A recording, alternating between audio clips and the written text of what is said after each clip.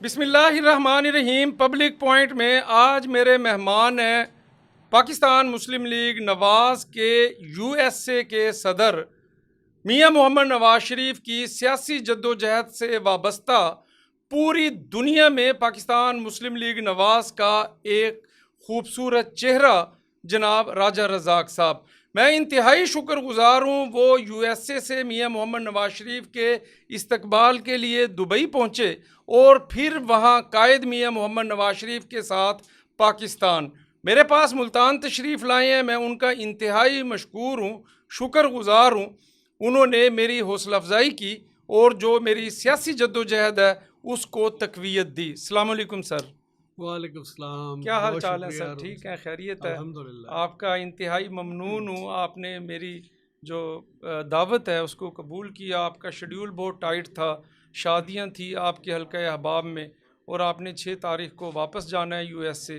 लेकिन एक कारकुन के लिए, वर्कर के लिए जो आपका ये वक़्त है वो उसके लिए बहुत ज़्यादा अहम है और मुझे बहुत खुशी हुई है कि आप मेरे पास मुल्तान में मेरे स्टूडियो तशरीफ़ लाए। हारून अंजुम साहब, सबसे पहले जी आपका शुक्रिया कि मुल्तान जो है ये वलियों की धरती है। जी और आज मैं बड़ा अपने आप को खुशकिस्मत फील कर रहा हूँ कि इस धरती से मैं तकरीबन 50 साल दूर रहा हम्म और अल्हम्दुलिल्लाह आपके तवस्सुत से आज उस वलियों की धरती पे आने का मुझे मौका मिला। और जो औलिया हजरात हैं, हज़रत बाउद्दीन ज़करिया के मज़ार पे, बाकी भी जो यहाँ पे मज़ार हैं वहाँ पे जाके फ़ातिहानी करने का मौका मिला, तो ये खुशकिस्मती है। और दूसरा, मैं एक और चीज़ मेरी ज़िंदगी पे मैं बड़ा उस पर बिलीव करता हूँ कि इंसान का दाना पानी जहाँ पे लिखा होता है, जी अल्लाह ताला की ज़ात उठा के लेके जाती है उसे। जी बाना कोई भी बनता है, एक खूबसूरत बाना आपके ज़रिए से ये बना और हम दोस्त यहाँ पे इकट्ठे हुए हैं, तो it's honour and pleasure for me. आप मियां मोहम्मद नवाज शरीफ की जद्दोजहद से वाबस्ता हैं। आप पाकिस्तान से गए यूएसए। जो पाकिस्तान मुस्लिम लीग नवाज का नौजवान है जो मियां मोहम्मद नवाज शरीफ के साथ डट के खड़ा हुआ है, और आप एक बहुत तवाना आवाज़ हैं। जो अमेरिका है, यूएसए, वो पूरी दुनिया की एक ताकतवर तरीन जो है मुमलिकत है, वो सुपर पावर है। आप वहाँ पे बैठ के पूरी दुनिया में मियां मोहम्मद नवाज शरीफ की जो एक लेगेसी है उसको सपोर्ट करते हैं, उसके लिए मुतहर्रिक रहते हैं। एसएमटी टॉक शो में जो आपका तज़्ज़िया है वो लाखों लोग सुनते हैं। तो अपनी इस जद्दोजहद के बारे में थोड़ा सा जो सामीन हैं जो हमारा प्रोग्राम देखते हैं उनको बताइएगा कि पाकिस्तान से कैसे गए, फिर कैसे मुंसलिक हुए और फिर आप क़यादत के इतना करीब हो गए और पूरी दुनिया में एक फेमस चेहरा हैं आप। बहुत शुक्रिया जी। देखिए, पाकिस्तान से तो बचपन में चला गया, तो वो तो स्टोरी जी पुरानी होगी। जी जी मियाँ साहब के साथ जो ज़ाहिर है शुरू से ही, बचपन से ही मैं कह सकता हूँ कि ना ना सिर्फ कि मेरा अपना घराना, बल्कि हमारा पूरा रीजन जो है वो मुस्लिम लीग का ही शुरू से आ रहा है। तो एक लगाव तो मियाँ साहब के साथ था ही। और दूसरी जो बात है ना जी, देखें अभी हम मैं झेलम से ट्रैवल करके आया, लाहौर गया, लाहौर से यहाँ पे आया, तो जो थोड़ी सी नज़र रखते हैं ना उसको नवाज शरीफ नज़र आता है, जी। और हर हर हर जगह पे नज़र आता है।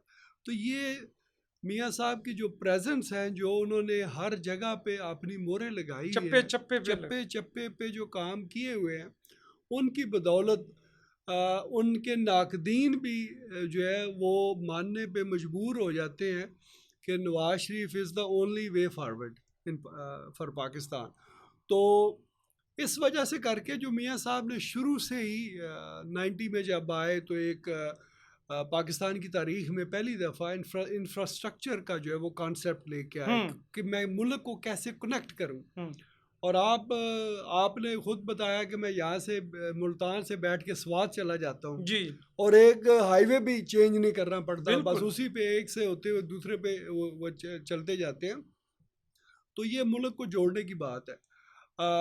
तो ये सारे मियाँ साहब के जो है ना जी काम है, जो हर दफ़ा मियाँ साहब को निकालने वाले हैं, वो भी परेशान हो जाते हैं कि आखिर नवाज शरीफ में ऐसी क्या उसकी क्या वो ताकत है? ताकत है, क्या हम्म, बात है, क्या उसमें जादू है कि लोग फिर भी जो है वो उनकी तरफ लपके चले आते हैं। तो ओवरसीज़ में भी ज़ाहिर है हम इन्हीं चीज़ों को वॉच करते रहते हैं। फिर ओवरसीज़ के हवाले से पहले ये जो ग्रीन चैनल्स और इस तरह की सहूलतें मियाँ साहब ने आवाम को दी, जो ओवरसीज़ में लोग बसते हैं उनको ये चीज़ें बहुत अट्रैक्ट करती थी। तो हर लिहाज से ओवरसीज़ हो या यहाँ पे हो, हर जगह पे मियाँ नवाज शरीफ नज़र आता है, तो जिसकी वजह से हम मजबूरन उनकी तरफ जो है ना वो खिंचे चले जाते हैं। अच्छा, तासुर ये है कि जो ओवरसीज़ हैं वहाँ पर पाकिस्तान तहरीक इंसाफ का जो है, जो इमरान खान का जो है, वो ज़्यादा वहाँ पर रूट्स गहरी हैं। तो वहाँ से उनको फंडिंग है, वहाँ से उनके सोशल मीडिया ऑपरेट होते हैं। और बल्कि कहा यह जाता है कि पाकिस्तान तहरीक इंसाफ को जो उसको लॉन्च करने में, उसको फिर इक़्तिदार दिलाने में जो है, वो पाकिस्तान से बाहर जो खुफिया ताकतें थी, जो यहूदी लॉबियाँ थी, उन्होंने इमरान खान को इक़्तिदार तक पहुँचाया। तो आप वहाँ बैठे हैं यूएसए में, आप इस मामले को कैसे देखते हैं कि वहाँ से किस कदर सपोर्ट है? अभी भी ये बात चल रही है कि वो चला जाएगा, बाहर होगा, निकल आएगा, या उसके जो फैसिलिटेटर हैं वो अभी तक सरगर्म है कि किस तरह उसको दोबारा पाकिस्तान की सियासत में रिस्टोर किया जाए। देखिए ज़ाहिर है जो पाकिस्तान की दुश्मन कुव्वतें हैं वो तो इसको सपोर्ट करते हैं। हमारी नज़र होती है सिर्फ चंदे पे। हम्म, चंदों से इतने बड़े प्रोजेक्ट नहीं चलते। इमरान खान जितना एक मुल्क को डिस्टेबलाइज करने का किसी को अगर टारगेट देता है तो वो चंदे से पूरा नहीं होता, बढ़िया। उसके लिए फंडिंग और होती है। ठीक है जी, हो सकता है आप चंदों से मिलियंस कुछ इकट्ठे कर ले, मगर जो बड़े प्रोजेक्ट किए जाते हैं उनके लिए बिलियंस ऑफ डॉलर्स की ज़रूरत होती है। तो वो फिर खुफिया तरीके से जैसे ममालिक करते हैं, जैसे इंडिया है, इसराइल का आपने नाम लिया, तो ये बड़ी बड़ी जो ताकतें हैं वो अपने मकासद पूरे करवाने के लिए फिर काफ़ी सारी और भी उसमें चैनल होते हैं जिसके थ्रू ये सारे काम होते हैं, कर कर आके जो है ना फिर उसको करते हैं। जहाँ तक न्याजी साहब की बात है, आप देखें कि तो आज से तकरीबन 30 साल पहले हकीम सईद साहब ने जो किताब जी। लिखी, उस वक़्त उन्होंने जो बातें की आज वो पूरी हो रही हैं। डॉक्टर इसरार साहब ने जो उन्होंने भी 20-25 साल पहले, आई थिंक अराउंड 96 की उनकी स्पीच है जो अक्सर वो प्ले की जी जाती जी। है, वो उस वक़्त उन्होंने प्रेडिक्ट किया और लफ्ज़ ब लफ्ज़ ऐसा हुआ। हकीम सईद साहब की जो एक बात है जिस पे आपको भी हैरानी होगी कि बाकी तो हम सुनते थे कि वो यहूदियों के लिए आएगा, ये करेगा, वो करेगा, उनकी किताब में बाकायदा ये लिखा हुआ है और 30 साल पहले उन्होंने लिखा है कि जब न्याजी आएगा तो ये नारा लगाएगा कि मैं मदीने की रियासत बनाऊंगा। हम्म। तो ये लाइन देख के तो मैं खुद शॉक हुआ कि इन्होंने प्लान में एक लफ्ज़ की भी चेंजिंग नहीं की, जिस तरीके से वो प्लान इनको मिला है उसी तरीके से जो है उसको कर रहे हैं। तो और वो ये इम्प्लीमेंट हो गया। इम्प्लीमेंट हो गया। और जहाँ तक ये बात है कि ओवरसीज़ जो है वो न्याजी का स्ट्रॉन्ग होल्ड है, देखिए उसमें कोई शक नहीं है, ऐसा है, मगर उसमें कुछ हमारी अपनी भी कोताहियाँ हैं। उसमें मुस्लिम लीग की कोताही है, उसमें पीपल्स पार्टी की कोताही है कि इन लोगों ने शायद ऐसे लोगों को स्पेस नहीं दी। हम्म।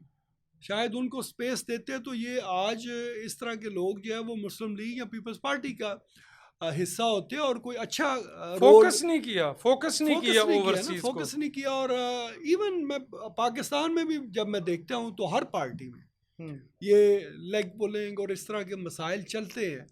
तो आई थिंक इसके लिए भी मैं आई ऑलवेज से कि एक तो पॉलिटिकल स्टेबिलिटी ज़रूरी है, सियासी जो प्रोसेस है उसकी कंटिन्यूटी ज़रूरी है। जमातों में भी जमहूरियत लाने की ज़रूरत है। ज़रूरी है जी, मगर हम्म, ये कि हम उनको जमातों को भी हम मुर्द इल्ज़ाम इसलिए नहीं ठहराते कि जब हम्म, वो इक़्तिदार में आते हैं हम्म। तो जैसे वो आते हैं उनके ख़िलाफ़ साजिशें शुरू हो जाती हैं। यस। तो उनका फिर जितना पीरियड होता है वो बेचारे अपने सर्वाइवल पे उन पर ज़्यादा फोकस वो होता है सिक्योर करते कि रहते हैं। हमने ये जो हमारा जो टाइम हमें मिला है हमने इसको कैसे बचाना है, हम को हटा ना दिया जाए। तो जब आपका फोकस उन चीज़ों पे चला जाए, सर्वाइवल पे, तो फिर जो बाकी आपने जो बेहतरी करनी होती है पार्टी में या मुल्क में, वो फोकस हट जाता है।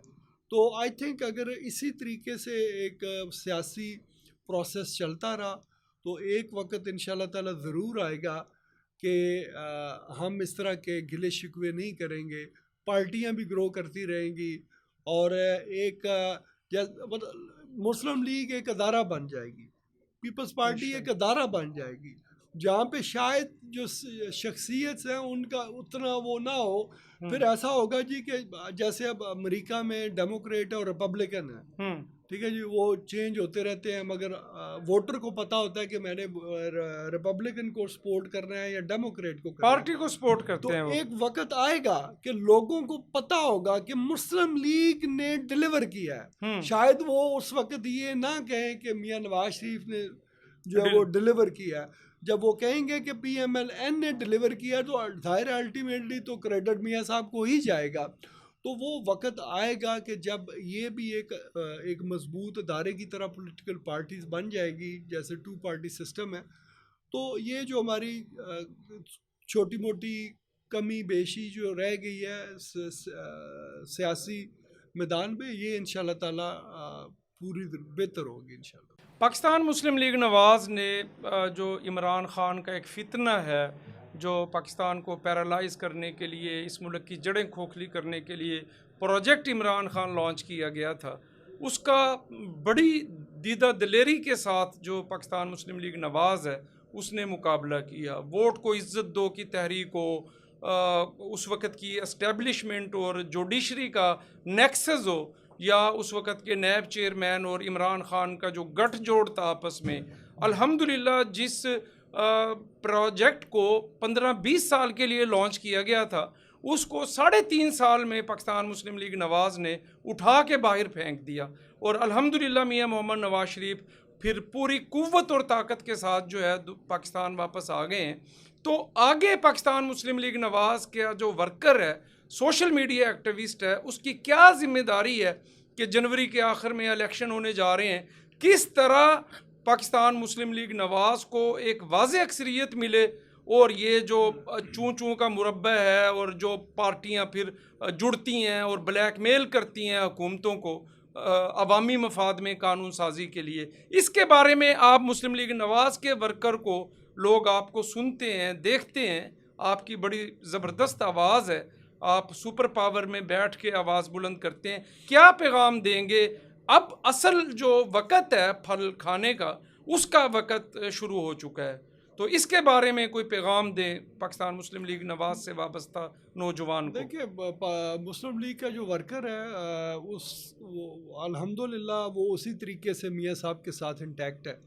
ऑल दो कि ये जो महंगाई हुई है उसकी वजह से लोग परेशान ज़रूर हैं, मगर वो नाउमीद नहीं है और उनको मियाँ साहब से ही लाइक वो ये तवक्को लगा के यकीन के साथ, उम्मीद के साथ बैठे हैं कि मियाँ साहब ही पाकिस्तान को इन क्राइसिस से निकालेंगे, क्योंकि माजी में मियाँ साहब इससे बड़े बड़े मसाइल से जो है वो निकाल चुके हैं और इंशाल्लाह ताला इस दफ़ा भी मियाँ साहब पाकिस्तान को इन क्राइसिस से निकालेंगे। जहाँ तक ये मसला है कि बाकी पार्टियां साथ होंगी या 2/3 मेजॉरिटी होगी, 2/3 मेजॉरिटी तो आइडियल बात है जी, हो जाए तो बहुत अच्छा है।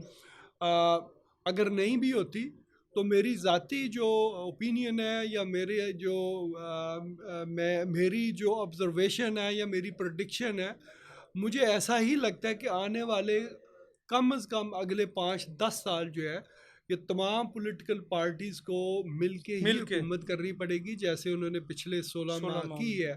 और जब 5 साल का मैंडेट होगा तो वो बेहतर डिलीवर करेंगे। जहाँ तक आपने बात की न्याजी साहब की कि वो लंबी प्लानिंग लेके आए थे मगर हमने 3.5 साल में ही उड़ा के रख दिया, तो सिर्फ मैं इतना बता दूं कि पाकिस्तान ने 4 जंगें लड़ी हैं और डिक्टेटर भी काफ़ी दफ़ा आए हैं। 10-20 साल 15-20 साल तो अफ़गान वार पाकिस्तान ने लड़ी है। इतने सारे मसाइल में गुजरने के बावजूद, इतने मसाइल से गुजरने के बावजूद भी पाकिस्तान नीचे नहीं गया।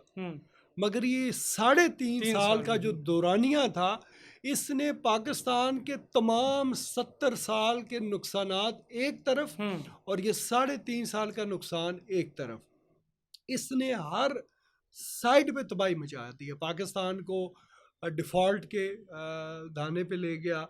पाकिस्तान के जो सबसे बड़ा डैमेज है कि एक जनरेशन को तबाह कर दिया गया। आपने हालिया दिनों में देखा कि स्टूडेंट जो यूनिवर्सिटीज़ में पढ़ते हैं, बजाय इसके कि वो कोई तालीम के हवाले से या पाकिस्तान की बेहतरी के हवाले से जो है कोई बातचीत करते हैं, मगर उनके ज़हनों में जो नफ़रत का बीज बो दिया गया है, ये असल में जो है ना वो नुकसान है। और फिर बदबख्ती ये है कि शहबाज गिल जैसे लोग जो हैं उनको जो है प्रमोट करते हैं, तो कहते हैं ये बड़े बहादुर हैं। तो शहबाज गिल को मैं इतना ही कहूँगा कि शहबाज गिल अगर ये बहादुर है ना, तो फिर उनके बारे में सोचो जिन्होंने न्याजी को यूनिवर्सिटी में पकड़ के लित्तर मारे थे। अगर तुम इनके बारे में कहते हो ना कि ये बड़े जो है वो जो है विजन वाले बच्चे हैं, तो फिर उनकी विजन देखो कि जिन्होंने आज से 25-30 साल पहले पकड़ के न्याजी को वो लित्तर मारे थे, तो फिर उनका तो दर्जा इनसे भी ऊपर हुआ कि जिन्होंने प्रैक्टिकली करके भी कुछ देखा। तो ये जो एक तबाही का बीज नफ़रत का बो दिया गया है, आई थिंक इस पे हमें ज़्यादा फोकस करने की ज़रूरत है कि इनको जो है दोबारा एक नॉर्मल ह्यूमन बीइंग कैसे बनाना है, नॉर्मल इंसान की तरह उनको कैसे जो है वो सोसाइटी में लेके आना है। I think this is the biggest challenge for all of us. आखिरी सवाल ये कि आपने मियां मोहम्मद नवाज शरीफ के साथ सफ़र किया। मियां मोहम्मद नवाज शरीफ की जो वापसी है वो पाकिस्तान की 76 साल तारीख़ में सबसे तारीख़ साज वापसी है कि वो सुरखरू होकर वापस आए हैं, और जिस तरह कौम ने उनका वेलकम किया, इस्तकबाल किया, लाखों लोग ग्राउंड में, फिर लाखों लोग लाहौर और उससे बाहर, और लाहौर की तरफ जाने वाली हर सड़क, हर शाहरा जो है वो ब्लॉक थी। तो आप उनके साथ जहाज़ में आए, उनके साथ आपकी गुफ्तगू हुई, आप उनके बहुत करीब हैं, आपकी क्या फीलिंग्स थी? क्योंकि करोड़ों पाकिस्तानी नौजवान जो है वो उनकी दीदार के लिए और उनको देखने के लिए, उनको मिलने के लिए जो है उनकी ख्वाहिश होती है किसी भी वर्कर की सबसे बड़ी, कि वो अपनी क़यादत को देखे, उससे मिले और वहाँ से उसको शाबाश मिले और उसकी हौसला अफजाई हो। तो आपका ये सफ़र कैसा रहा? देखिए सफ़र माशाल्लाह बड़ा अच्छा जी, खुशगवार रहा और बड़ा पूरे रास्ते में हल्ले गुल्ले चलते रहे और नारे, और सारे आप भी देखते रहे टेलीविज़न पे, वो लाइव भी दिखाते रहे इमेजेस। तो ये सारी चीज़ें तो हैं, एक्साइटमेंट तो अपनी जगह पे है, but at the same time हम दुआ करते हैं। बल्कि मेरे दोस्त संदेला साहब और हम लोग बैठे हुए थे दुबई में एक मॉल में, तो वहाँ पे इरफान सिद्दीकी साहब बैठे थे। तो उन्होंने एक बात की कि मैंने मियाँ साहब को कहा कि मेरी दुआ है कि ये मेरा आपके साथ इस तरह जाने का आखिरी सफ़र हो, कि दोबारा इस तरह का मौका ना आए, बड़ी अहम बात कि आपको जो है वो फिर इसी तरीके से जला वतन किया जाए। वो कहने लगे कि मैंने हर सफ़र में मैं मियाँ साहब के साथ रहा हूँ, वो जितनी दफ़ा भी बाहर से वो पाकिस्तान गए हैं। तो वो कहने लगे मेरी अब इतनी उम्र नहीं है, मेरी अल्लाह ताला से दुआ है कि अब दोबारा ये मौका ऐसा ना आए कि मियाँ साहब के साथ दोबारा इस तरह की ज़्यादती की जाए और उनको जो है वो फिर बाहर भेजना पड़े। क्योंकि मियाँ नवाज शरीफ का नाम अगर पाकिस्तान से निकाल दें तो फिर ऐसे ही है जैसे हमने वो मुल्तान के लिए गलत एग्जिट लिया, तो फिर जिस तरीके से हम पहुंचे हैं ना, मोटरवे से उतर के जब कच्चे रोड में पड़े हैं ना, तो हमें हमारी भी काम पे टांग गई है। तो ऐसा ना हो कि लाइक फिर इस तरह का जो है ना वो मामलात बन जाए। हमारी दुआएं हैं अल्लाह ताला पाकिस्तान को सलामत रखे, मियाँ नवाज शरीफ को सलामत रखे, और मियाँ नवाज शरीफ साहब टाइम टेस्टेड पाकिस्तान के मोस्ट सीनियर सियासतदान है, और हमें उनकी कदर करनी चाहिए। ये मैं कहूँगा कि हमें मियाँ मोहम्मद नवाज शरीफ की कदर करनी चाहिए, क्योंकि मियाँ मोहम्मद नवाज शरीफ खुशहाल पाकिस्तान की ज़मानत है। अगर मियाँ मोहम्मद नवाज शरीफ के तरक्याती प्रोजेक्ट पाकिस्तान से निकाल दिए जाएं तो पाकिस्तान सिवाय खंडरात के कुछ नहीं बचता। आज के प्रोग्राम में यही कुछ। अपना और अपने प्यारों का ख़ास ख्याल रखिएगा। अल्लाह पाक मेरा, आपका, हम सब का हामी व नासर हो। अल्लाह हाफिज़।